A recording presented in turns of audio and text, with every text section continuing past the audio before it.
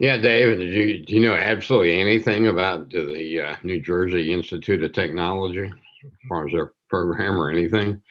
No, not yet, to be honest with you. Just, we'll find out as much as we can, but we don't really know much about them. I just know that their tournament ended interesting. I think they had a deadline to get a champion. I think they might have had weather, and I think they were ahead in the tournament somehow, some way, and they were determined the champion without maybe finishing all the ball games.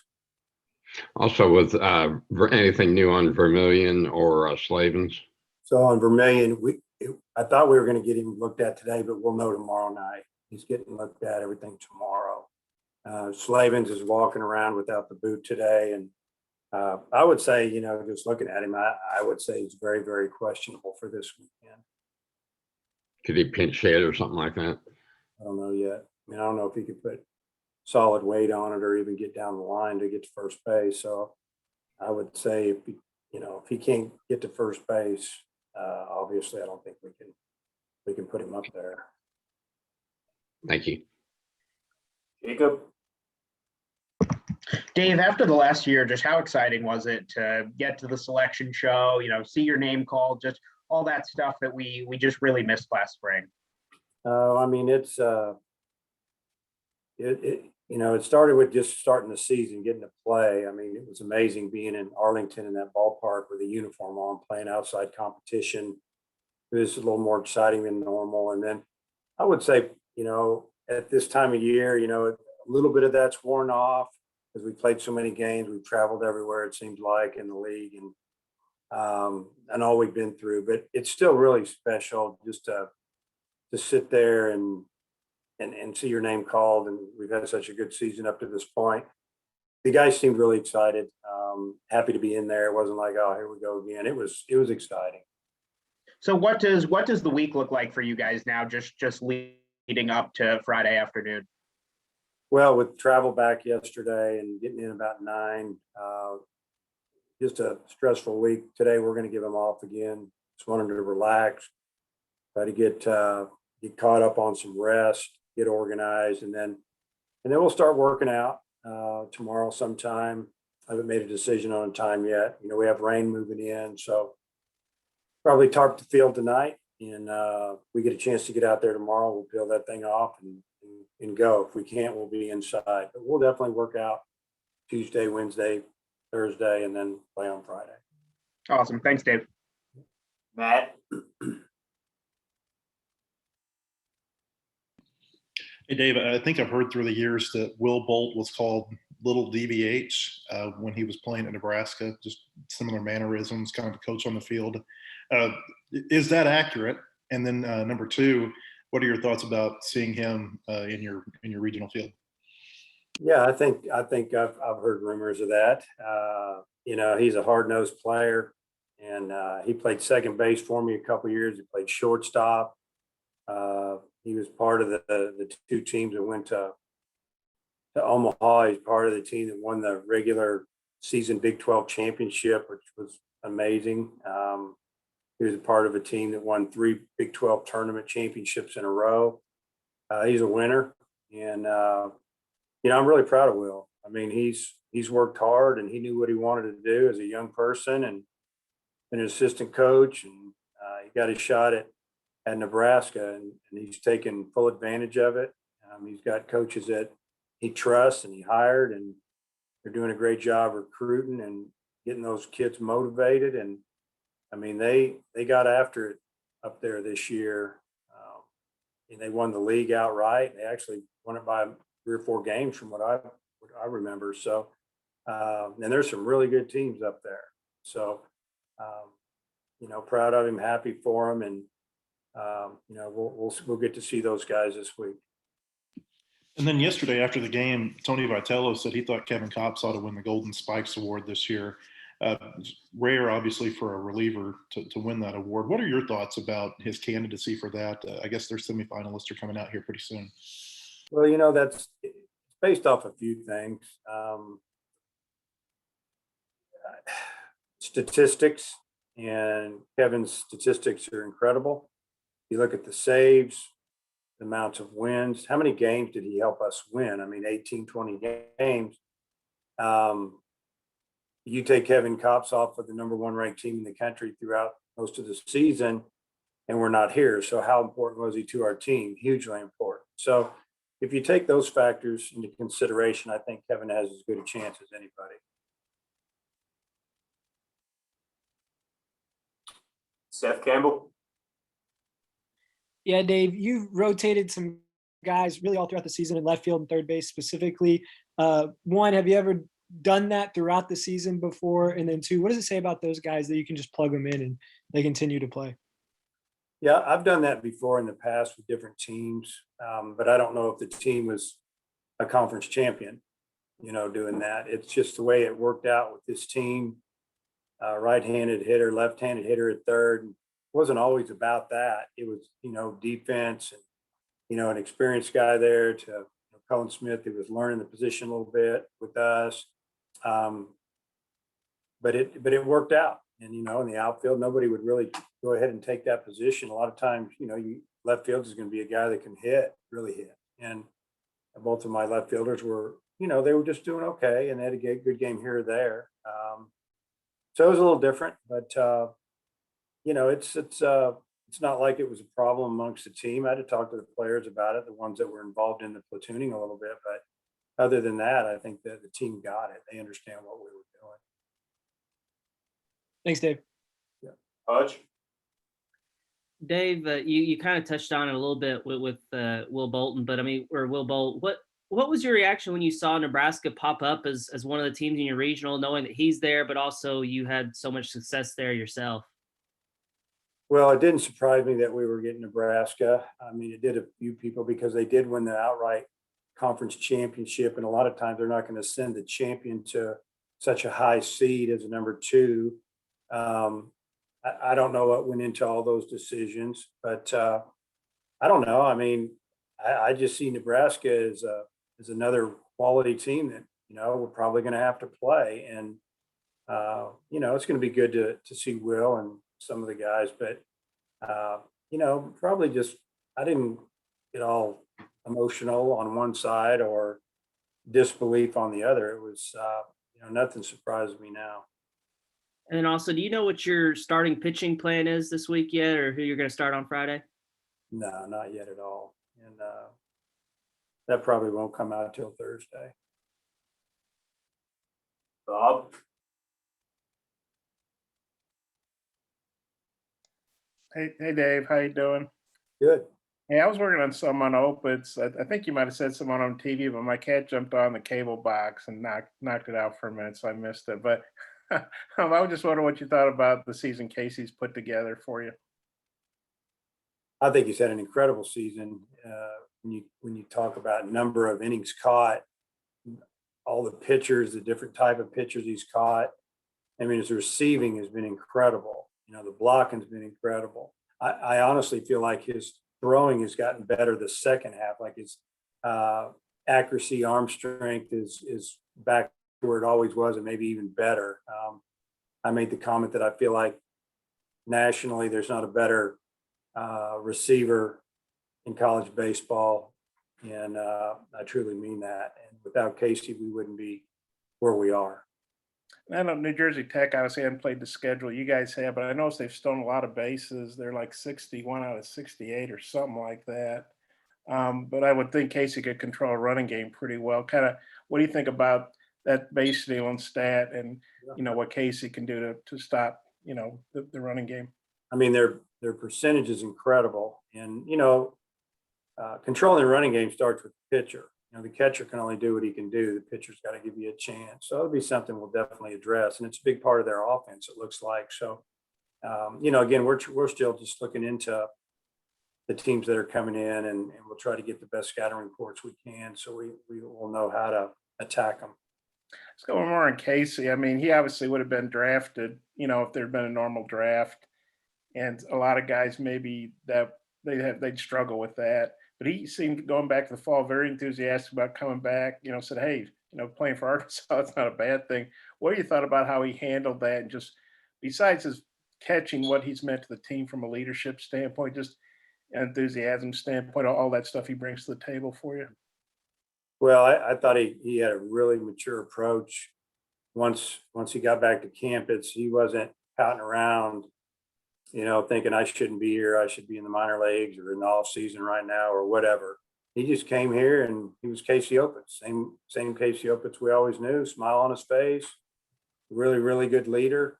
And, I couldn't have asked for any more from him, honestly. I mean, it's been a pleasure to have him in our program. I'm just glad we got to be around him another year.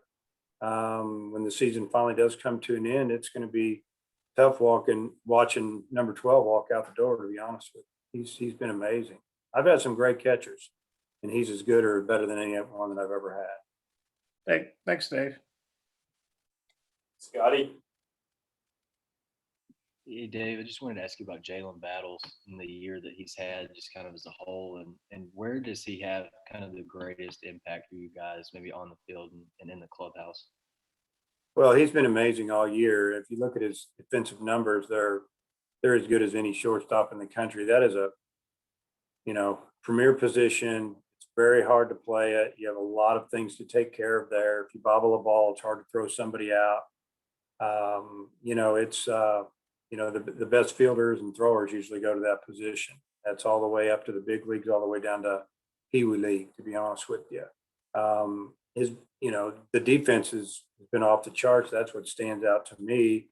I mean, he's played almost every game this season. It's short. I think I gave him a day off or two, and that's about it on a couple of midweek games. But and I've seen him really make improvement strides with the bat. I think Coach Thompson, and I don't know, Bobby Wernes and all of them, they've all done a great job of working with him, and he listens. He's very coachable. And, in the clubhouse, he's fun. Guys gravitate to him. And, I think the key is, on this team is you just, in the clubhouse, you have to know as being a team player. And I don't feel like we have any selfish guys hanging out in that clubhouse. And if they started out that way, they changed. And that's what you want. Troy. Hey, Dave, obviously you've had the most incredible season and you have taught the players so much. We've heard a lot of coaches say that sometimes the players teach the coaches more than the coaches teach the players, but I'm curious what your team has taught you this year. I say it all the time and just keep repeating myself. As far as what they've taught me, they taught me that it is possible for a team to show up every weekend and every game and give you everything they've got, because that's what we saw.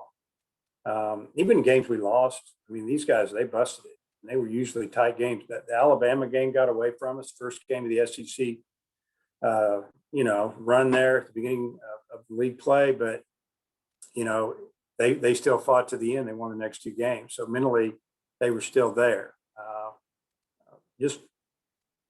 don't know. It's just been a fun team to be around. So it can be done. Guys can show up every day and play at the college level. Professional baseball, they play a bunch of games. Big league play 162, 163 games. And, you can see those guys dragging around a little bit.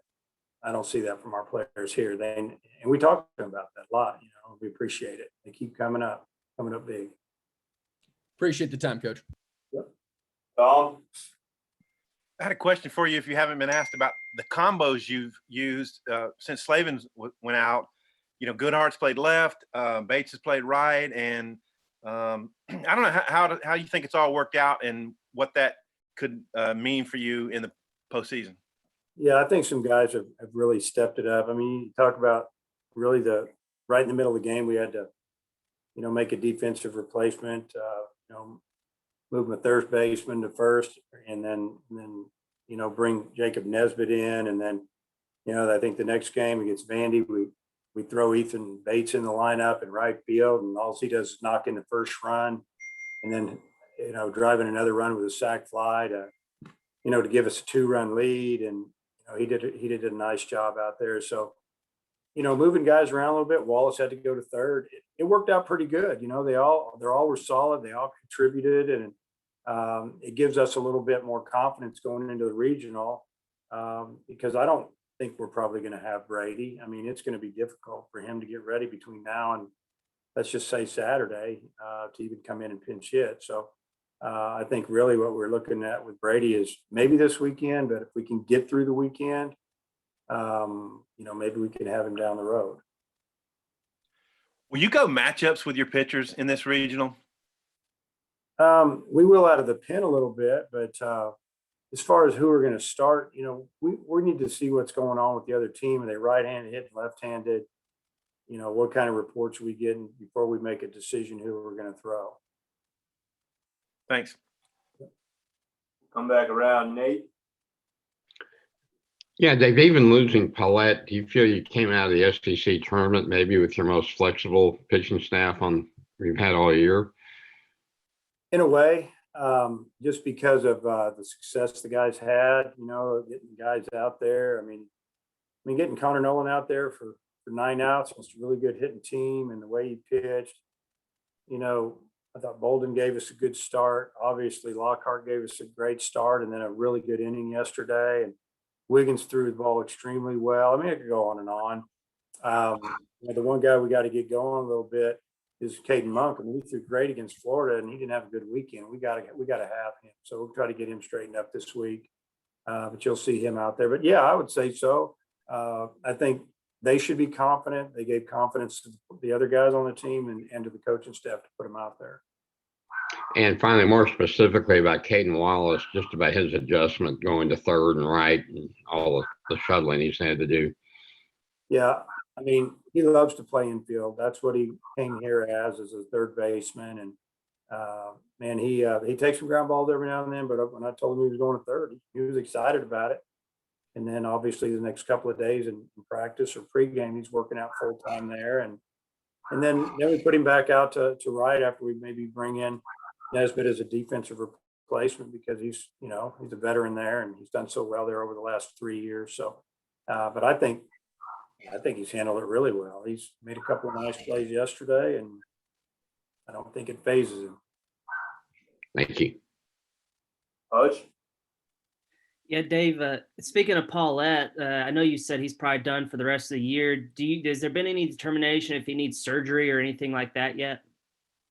I think that's coming up real shortly, that's going to be, determined. And usually when you're going to miss the rest of the year, there's probably something going on in there. And I feel like that's what the case is, where they're just trying to get some things lined out right now before we can announce it or tell you what's up.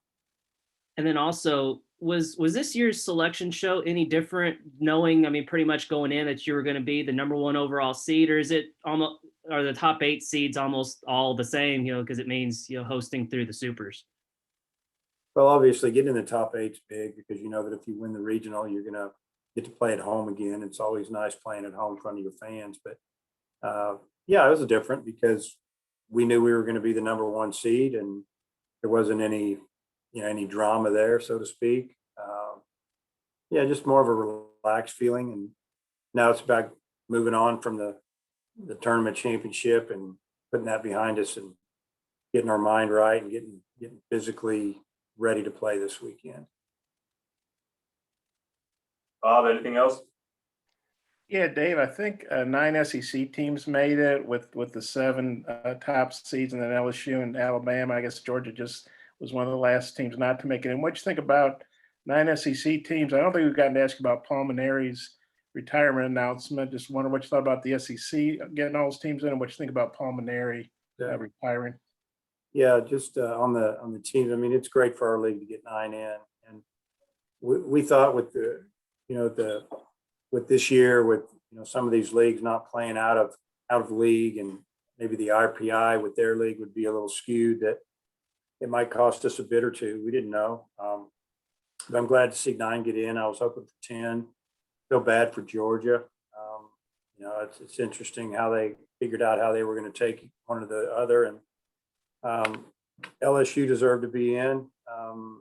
They sent them way out to Oregon, but I'm sure they don't care. And Coach Maneri retiring, I've become pretty good friends with Paul over the years and really enjoyed competing against him, and he's gotten the best of us. There's been some games we've let slip and vice versa, but he's a class act, and I like the way he runs his team. And when you play Paul and LSU, you were just playing baseball. There wasn't a lot of the other little things going on, and I appreciate that a lot. And I know that has been feeling real well. He's had some neck problems, had some surgeries, and some headaches, and he'd tell me about things. And he had been contemplating this, thinking about it, and trying to make a decision. And he talked to me about it when we were in Baton Rouge before our first ball game. And I could tell that it was weighing on him a little bit. And they were struggling a little bit. And coaching at LSU, man, it's a pressure cooker down there. Obviously, I think it is at a lot of places, but probably down there a little more. And I heard him say it, and it's true. When you win, you win. When you lose, it kills you. I mean, it's not like you expect to win. If you don't win, it tears you up. And he made comments about he wanted to smile more and act different. And, we all kind of get it a little bit because we're there sometimes. And, I told him, my advice to him was do what you want to do. I mean, you're only on this earth so long. You need to enjoy it and be happy. And if you're not happy, you got to figure that out, what you want to do. But I'm happy for him if he came to peace with that. And I hope they do well up there in Oregon. And then you looked at that when they put those top 8 seeds on the screen, it basically looked like your schedule, except for Arizona. I mean, when you think about the strength of schedule you guys played, I mean, how well that prepared you for this tournament now. Yeah, I mean, it should have. I mean, like I made a comment yesterday after the game, it seemed like every time we look up, we were playing a top 25 team to the point where we didn't even know anymore. It didn't matter. We were just playing a good team. And I mean, I think our schedule off the charts, number 1 in the country as far as the strength, and it just kept getting better and better and better, but we had nowhere to go. So I don't know if we'll ever play a tougher one. It has to do with your non-conference schedule and different things. And it's just the way it worked out. We were just fortunate we got off to a good start against some really good teams, and we kept it up. Okay, thanks, Dave. I don't feel like Dave's or Tom's Casey Opitz Ninja headband there. I like that. That means he's pumping iron. I can see him running on the street. He'll be working hard. Thanks. I just had to ask that. Matt Jones, anything else? Yeah, I saw where you're going to play the early game on Friday. You've done that the last couple of times that you've hosted. I assume as a host team, you get to request what time you play. What goes into that thinking? Yeah, I mean, that would be my first choice. I haven't talked with our administration about it yet. They haven't asked me. But what goes into that is just the fact it's weather, maybe more than anything. If you get that first game in and then some weather rolls in, you'd hate to play the night game and 2 teams in front of you play, and then you're sitting there, and next thing you know, it's 2 a.m. You're not playing, and you got to get up and play that game and then play another one later that day, whether you win or lose. So it might be a little bit more difficult on fans getting to the game, but I think our fan base understands it now. I mean, I talked to many coaches about it over the years, especially Wayne Graham at Rice, and he's the one who gave me all the details why they did it, and I 100% agree with them. And those are most of the points there. And then if you go back to the 15 Super Regional, you guys haven't had to leave Fayetteville for a regional or a Super Regional. How different has it felt over the last several years, knowing that you're going to be at home before you go to Omaha if you get that far? Well, it's a good feeling going in. Obviously, we got to take care of business to get to the next round. But, I mean, with our fan base and this beautiful ballpark, I mean, it's where we want to be. You can rest up a little bit instead of we just got back. We'd have to pack and get ready to get out of town again. It takes a little bit out of you. If you're a team that went to a tournament and got eliminated early and you've been sitting home for 3 days, it probably wouldn't be a big deal. But, here it is Monday and we're still tired. So we need to get some downtime, and not having to travel that day is big. Jason? Hey, Coach, you've had newcomers come in and be successful. I don't know if you've ever had this many in a year, whether it's newcomers or transfers. What have those guys meant adding to that core group you had coming back to get you to this point? Yeah, when you talk about the position players, Cullen Smith, and he's been here, he was here a year with us, almost a year. So he got to work out and be all through fall ball, couple falls ago. COVID hit, we all went home, and then he came back this year and he was eligible to play. And we knew in the fall that he was going to play for us. He was big, and you think about Lyle Lockhart on the pitching side, or Ryan Costu. Those two guys have been a big part of the pitching staff, and to have transfers come in and help out like that. You can throw Charlie Welch in there. I mean, guy could swing the bat. He just kept working, and I don't know. We've had some good ones. I guess you're talking about our shortstop too. I can't forget about him, junior, because we didn't go to the junior college ranks, just really a couple of guys and then a couple of transfers. So he's been huge. I mean, he might be the best shortstop I've ever had. Time will tell. So, excuse me. But those guys have been huge for us. I know Lyle put out a tweet talking about his best decision of his life. I mean, have you seen that from those guys that made that decision to join this team now after they've gone through this year? Oh yeah. I mean, I know they love it here. And, we work hard here, but we treat our players right. And we treat them like men.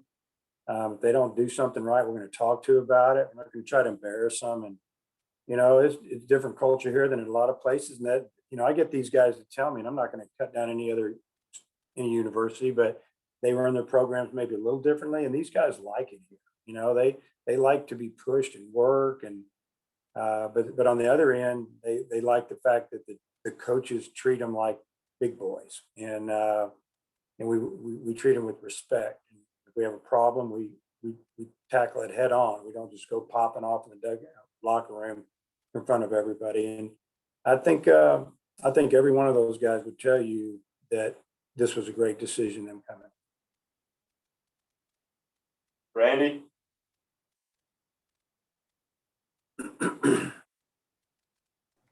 Dave, has Heston Toll taken on the role as the number one guy out of the bullpen based upon his performance this past week?